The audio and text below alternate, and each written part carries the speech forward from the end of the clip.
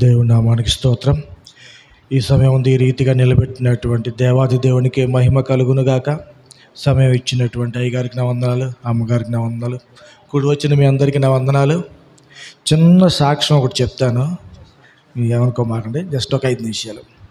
ఏం లేదు కానీ దేవుని గురించి పాటలు పాడాలనేది నా ఆశ. ఆ ఆశను బట్టి పాడలేకపోయేవాడిని. దేవుడిచ్చిన కృపను బట్టి కొన్ని పాటలు అయితే రాసుకోగలిగాను, కానీ వాటిని ఎట్లా పాడాలి ఏమిటి అనేది కూడా నాకు పెద్దగా తెలియదు.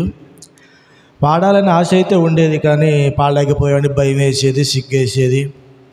అట్లా మరుగున పడిపోయి ఉన్నటువంటి స్థితిలో నవీను ఇక్కడికి రావటం, అయ్యగారి దగ్గరికి రావటం, ఇట్లా అయ్యగారు పాటలు పాడే సమయం ఇస్తున్నాడు, వాక్యం చెప్పే సమయం ఇస్తా అన్నప్పుడు నాకు ఒక చిన్న ఆశ కలిగింది.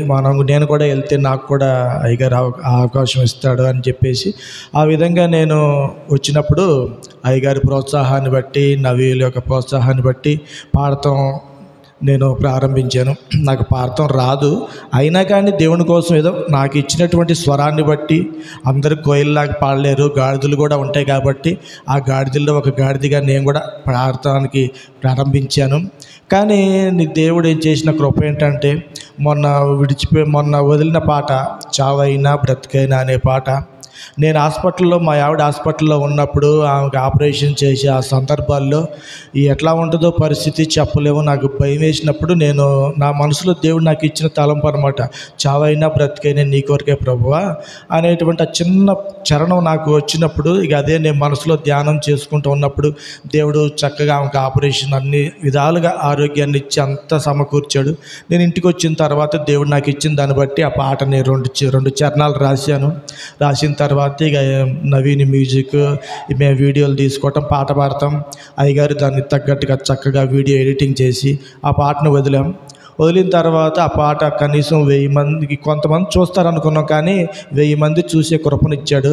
ఆ 1000 మంది పెద్ద గొప్ప అనిపిస్తుంది, కానీ ఒకరిద్దరు వింటాకే ఇష్టపడినటువంటి నా పాటని దేవుడు 1000 మందిని వినేలాగా చేశాడంటే అది నాకు గొప్పే. ఎవరికి ఏమనుకున్నా కానీ నా జీవితంలో నాకున్న స్వరాన్ని బట్టి, నాకున్నటువంటి ఇదిని బట్టి నాకు అది గొప్పే. కాబట్టి ఆ గొప్పని ఇచ్చినటువంటి దేవుడికి మహిమ చెల్లించకుండా నేను ఉండలేకపోయాను. కాబట్టి దేవుని సన్నిధిలో చిన్న సాక్ష్యాన్ని నేను చెల్లించుకుంటున్నాను. ఇంకా నా కోసం చిన్న ప్రార్థన చేయండి మీరు చాలు.